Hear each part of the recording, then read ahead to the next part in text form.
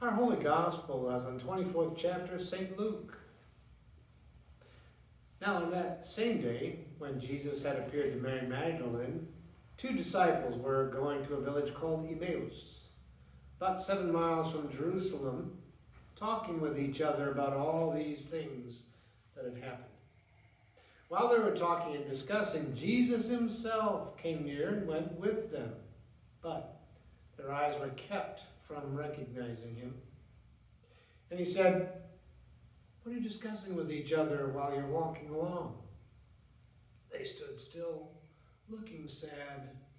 Then one of them, whose name was Cleopas, said, "Are you the only stranger in Jerusalem who doesn't know the things that have taken place these past days?" Jesus said, "What things?" They replied, "Well, the things about Jesus of Nazareth, who was a prophet, mighty in deed and word before God and before all the people, and how our chief priests and leaders handed him over to be condemned to death and crucified him.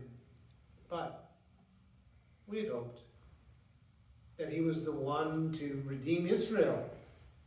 Moreover, some women of our group astounded us. They were at the tomb early this morning, and when they did not find his body there, they came back and told us that they had indeed seen a vision of angels who said that he was alive. Some of those who were with us went to the tomb and found it just as the women had said, but they didn't see him." Then he said, how foolish you are and how slow of heart to believe all that the prophets have declared. Was it not necessary that the Messiah should suffer these things and then enter into his glory? So beginning with Moses and all the prophets, he interpreted to them the things about himself in all scriptures. As they came near the village to which they were going, he walked ahead as if he were going to be going on. But they urged him strongly, saying, "Stay with us. It's almost evening. Day is now nearly over." So he went in to stay with them. When he was at table with them, he took bread, blessed and broke it, and gave it to them. Then their eyes were opened, and they recognized him, and he vanished from their sight.